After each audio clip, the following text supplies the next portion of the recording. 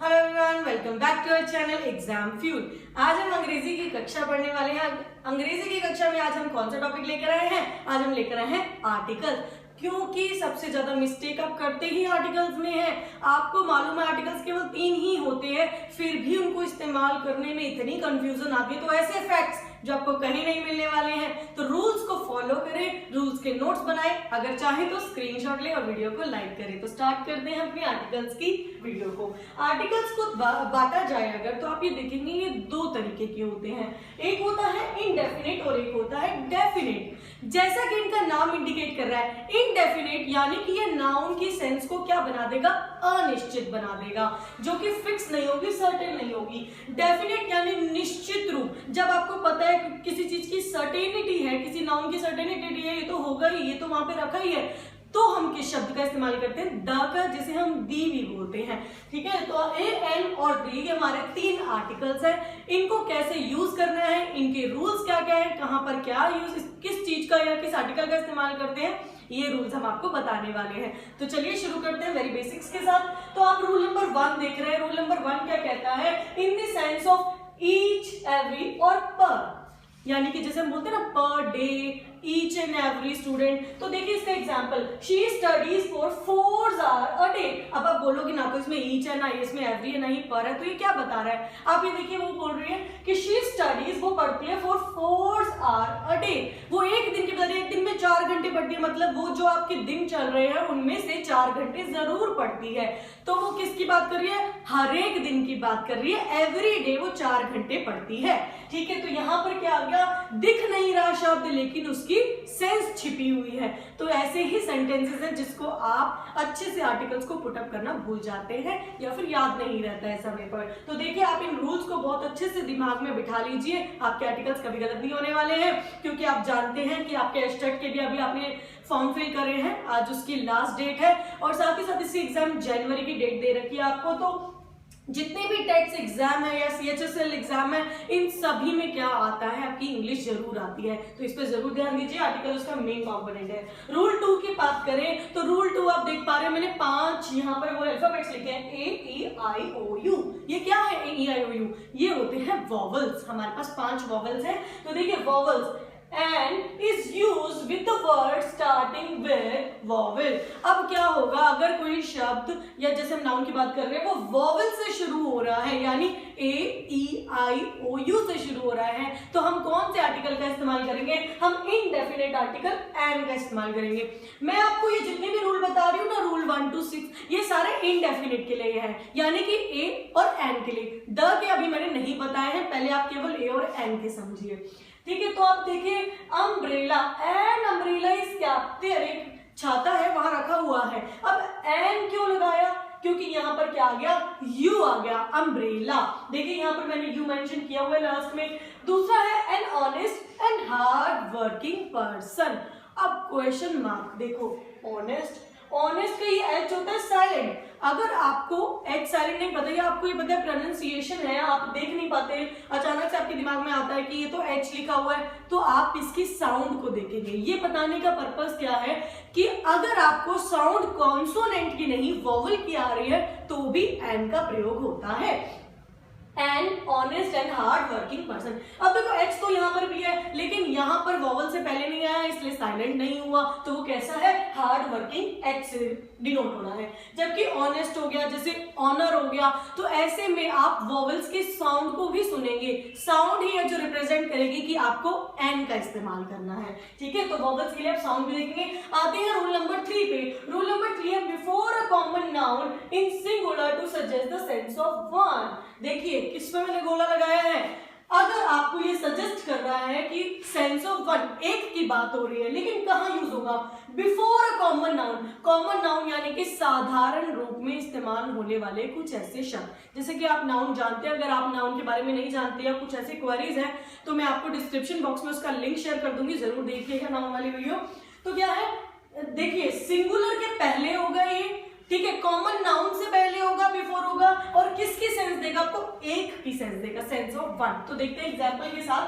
12 inches make a फूट। ध्यान दीजिएगा, foot. अब फुट क्या है? फुट क्या आपका मेजरिंग है, मेजरिंग, आप इसको क्या है मापते हैं, मापक है ये आपका। और अगर इसका प्लूरल बना दे तो वो बनता है फीट। तो मैंने यहाँ पर क्या बोला कि सिंगुलर होना चाहिए, तो फुट क्या है? सिंगुलर है। 12 इंचेस मेक अ फुट, और यहाँ पर क्या इस्तेमाल होगा ऐसे केस में? ए। ठीक है, आपको ध्यान रखना है, अगर कॉमन नाउन से पहले हो रहा है इस्तेमाल और साथ ही साथ वो आपको सजेस्ट कर रहा है सेंस ऑफ वन, तो वहां पर एंड नहीं ए लगेगा। तो आते हैं अपने नेक्स्ट रूल पे, rule number 4। Before a common noun, again common noun से पहले, to suggest the sense of certain और एनी। एक रूल तो ये बताता है कि वो आपको एक बता रहा है, वन की सेंस दे रहा है। दूसरा रूल आपको क्या कहता है कि कॉमन नाउन से पहले ही होगा, लेकिन सेंस किसकी देगा? सर्टेनिटी की। या तो एनी की बात हो रही है या तो सर्टेनिटी निश्चित है। तो देखिए इसका, a book is kept there. A book, एक बुक के बारे में बताया गया, लेकिन सर्टेनिटी है। सर्टेनिटी मतलब एक किताब है जो वहां रखी हुई है, निश्चित रूप से मुझे मालूम है वहां रखी है, तो अ बुक यूज होगा। यानी कि निश्चित हो, अगर सर्टेनिटी हो तो किसका इस्तेमाल होगा? ए का इस्तेमाल होगा। ठीक है, समझ आ रहे हैं? तो वीडियो को लाइक जरूर करिए और अपने दोस्तों के साथ शेयर कीजिए। आते हैं रूल नंबर 5 पे, जो कि है to make a common noun of a proper noun. ये बहुत इंटरेस्टिंग है। देखिए आपको करना क्या है, अगर किसी सेंटेंस में प्रॉपर नाउन का कॉमन नाउन बनाया जा रहा है। प्रॉपर नाउन होता है जो स्पेसिफिकली किसी थिंग और किसी पर्सन की बात करे। जैसे मैं बात कर रही हूँ विलियम शेक्सपियर की, नरेंद्र मोदी की। ठीक है, अगर मैं किसी स्पेसिफिक पर्सन या स्पेसिफिक थिंग की बात करूं, लाइक आईफिल टावर, ठीक, तो उस समय आप क्या करेंगे? प्रॉपर नाउन को जब कॉमन नाउन बनाते हैं तो वहां पर किसका इस्तेमाल होता है? देखिए Sachin is a Sherlock Holmes of our class. अब देखो शेरलॉक होम्स जो कि प्रॉपर नाउन एक स्पेसिफिक है, क्यों? क्योंकि ये क्या है? एक डिटेक्टिव है। शेरलॉक होम्स का पहले एक सीरियल भी आया करता था, सीरीज आती थी, अगर आपने देखी हो तो शेरलॉक होम्स हमारे क्लास का कौन है? सचिन है। तो यहाँ से क्या होगा कि वो डिटेक्टिव है, सारी खोर खबर निकाल के रखता है कक्षा की। ठीक है, तो शेरलॉक होम्स करके हमने प्रॉपर नाउन को किसमें कन्वर्ट किया? कॉमन नाउन में। तो आप ये देखेंगे कि यहाँ पर मैंने किसका इस्तेमाल किया है? ए का इस्तेमाल किया है। तो आप इनका ध्यान रखेंगे कि ए कहाँ लगना है और एन कहाँ यूज होना है। अगर आपको कॉमन नाउन और प्रॉपर नाउन के बारे में अभी भी कुछ ना कुछ डाउट है माइंड में, तो डिस्क्रिप्शन बॉक्स में लिंक है नाउन का, जरूर देखिए मेरे वीडियो को, सारे डाउट्स क्लियर हो जाएंगे। आते हैं रूल नंबर 6 पे, जो कि है in exclamation before singular countable noun. Exclamation यानी विस्मयादि बोधक, आपने पढ़ा होगा इसे हिंदी में। विस्मय हो जब आपको चीजों में, बड़ी हैरानी हो, जैसे व्हाट अ ब्यूटीफुल गर्ल, जिसके पीछे भी आपको इस तरीके का निशान दिखाई देता है, वो एक्सक्लेमेटरी मार्क्स होता है। समटाइम्स सेंटेंस के लास्ट में होता है, समटाइम्स ये wow what a beautiful day, तो वाओ के पीछे यानी कि आपको फर्स्ट वर्ड के बिल्कुल पीछे मिलेगा। आहा एलास, जब दुख होता है या फिर आप बहुत खुश हो रहे हो तो ऐसे शब्दों का इस्तेमाल होता है। What a beautiful girl, अब आप एक लड़की की बात कर रहे हो, वाह क्या सुंदर लड़की है, तो आप यहाँ पे देखेंगे किसका इस्तेमाल हुआ है? ए का इस्तेमाल हुआ है। तो जब भी एक्सक्लेमेटरी सेंटेंसेस आए माइंड में सेट कर लीजिए, एंड नहीं केवल ए ही आने वाला है। तो अब हम रूल्स किसके पढ़ेंगे? दी की या फिर द के। अब देखिए हम देखने वाले हैं यूजेस ऑफ द, जो कि है हमारा डेफिनेट आर्टिकल। तो द के यूजेस देखिए रूल्स के साथ। रूल नंबर 1 की बात करें, जब किसी पर्टिकुलर पर्सन की या चीजों की, थिंग्स की बात होगी या फिर वन ऑलरेडी रेफर्ड, यानी रेफरेंस दी गई है कि मैं उसकी बात कर रही हूं, क्या तुम जानते हो जिसके बारे में मैंने तुम्हें बताया था। तो जब आप मेंशन करें किसी पर्टिकुलर थिंग्स को, प्लेस को, तो इस तरीके से देखिए आपको एक एग्जांपल के जरिए बताते हैं, the toy you mentioned is available in the store. अब क्या हुआ? द का यूज क्यों हुआ? द टॉय यू मेंशन्ड, जो आपने पहले ही रेफर कर दिया था, मैंने बताया था कि मुझे वो घोड़ा गाड़ी चाहिए मेरे बच्चे के लिए, तो वो आपको कैसे बता रहा है? जो टॉय आपने मेंशन किया था, आपने बताया था, वो हमारे स्टोर में अभी भी क्या है? अवेलेबल है। तो यहाँ पे क्या हुआ? द का यूज हुआ। तो आप ये ध्यान रखिए इन रूल्स को। रूल नंबर 2 क्या कहता है? थोड़ा सा रूल नंबर 2 जो है वो लेंथी है, लेकिन बहुत ईजियर है, इसको बड़े अच्छे से समझिएगा। आप देखिए, before the name of physical feature, अगर आप भौगोलिक क्षेत्र देखते हैं यानी हमारे जियोग्राफिकल कंडीशन देखते हैं, तो उसके फिजिकल फीचर्स उठाते हैं। साथ ही साथ यूनिक थिंग्स, कुछ magazines, countries with federation, which of federation, mythological books and newspapers. तो वन बाय वन हम इनके एग्जांपल्स पढ़ने वाले हैं ताकि आपको पता चलेगा कि इनके आगे द का यूज होता है या नहीं। तो देखिए सबसे पहले हम फिजिकल फीचर्स उठाते हैं, जैसे कि द हिमालय, द गंगास। अब आपकी जितनी भी रिवर्स हैं, ये महाद्वीप होते हैं, ओशियंस हैं, इनके आगे आप क्या लगाएंगे, द लगाएंगे। उसके बाद आते हैं हमारा यूनिक थिंग्स, जो चीजें हैं ही यूनिक अपने आप में। द सन, जो सूरज है वो एक ही है, उसके अलावा कोई है ही नहीं। मून है, वो क्या है, एक ही है, उसके अलावा कोई है नहीं। The sun, the moon, the earth, तो जिसके दोबारा कुछ नहीं बन सकता, यानी यूनिकली थिंग्स है, उनके साथ क्या लगता है, हमेशा द लगता है। तो आगे देखते हैं मैगजीन्स, जैसे कि मैगजीन का हमने द इंडियन टुडे, या फिर द इंडियन टुडे के अलावा आपके पास जैसे ब्रंच वगैरह आती है, तो ये सब क्या है, मैगजीन, इनके आगे द का यूज होता है। ठीक, आगे आते हैं countries which show federation, the United kingdom. ये जितने भी यूनियन वाले हैं, जो भी फेडरेशन शो करते हैं, ऐसी कंट्रीज जैसे कि the United kingdom, the United states of America. ठीक है, तो यहाँ पे आपको ध्यान रखना है कि इनके आगे क्या आने वाला है, द आने वाला है।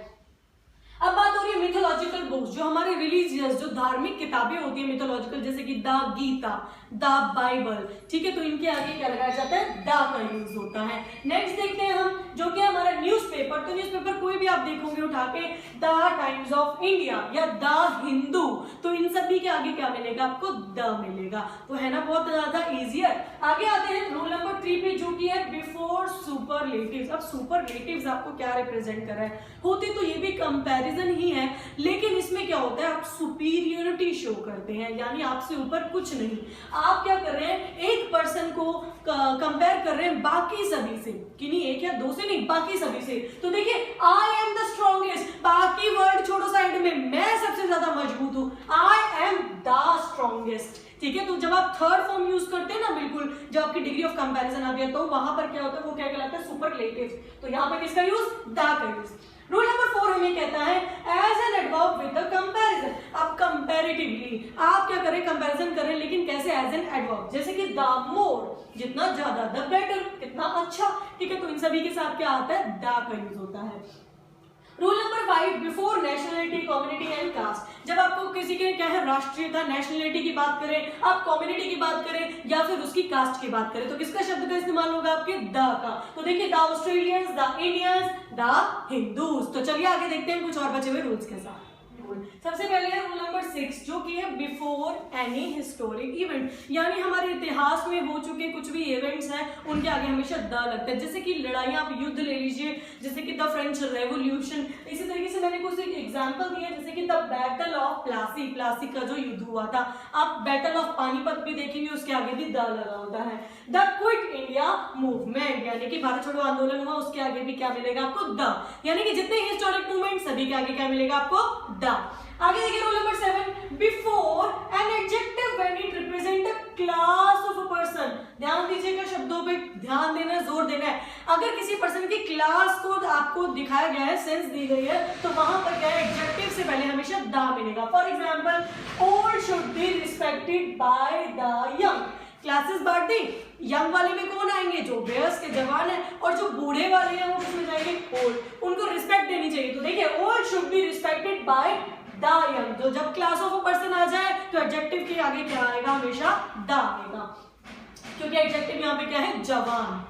आगे देखिए rule 8, before a unit of measurement, यानी कि जब मापक होंगे, मापा जाएगा, तो ऐसी मेजरमेंट के आगे हमेशा आपको द मिलेगा। फॉर एग्जांपल, जब आप थान में से कपड़ा लेके आते हैं, तो किसमें नापा जाता है, मीटर में। तो देखिए, cloth is sold by the metre, आपको यूनिट के आगे हमेशा क्या मिलेगा, द मिलेगा। तो मेजरमेंट जहां हुई वहां पे द आएगा। रूल नंबर 9 क्या कहता है, before various cups and trophies. अब जितनी भी, चाहे वो एशिया कप हो, वर्ल्ड कप हो, या ट्रॉफीज होती हैं, तो उन्हीं के आगे आपको हमेशा क्या मिलने वाला है, द मिलने वाला, और आपको हमेशा यूज भी द ही करना है।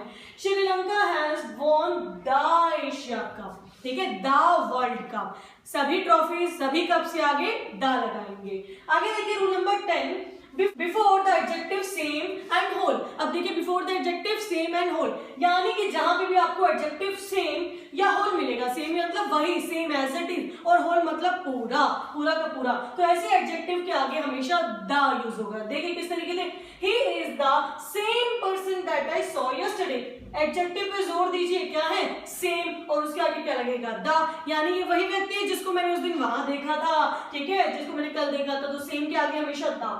Whole class will perform actively, पूरी की पूरी क्लास एक्टिवली परफॉर्म करने वाली है। तो होल आया, होल के आगे हमेशा क्या लगेगा? द लगेगा। तो आपको रूल समझ में आया? वीडियो पसंद आई हो तो like share and subscribe our channel.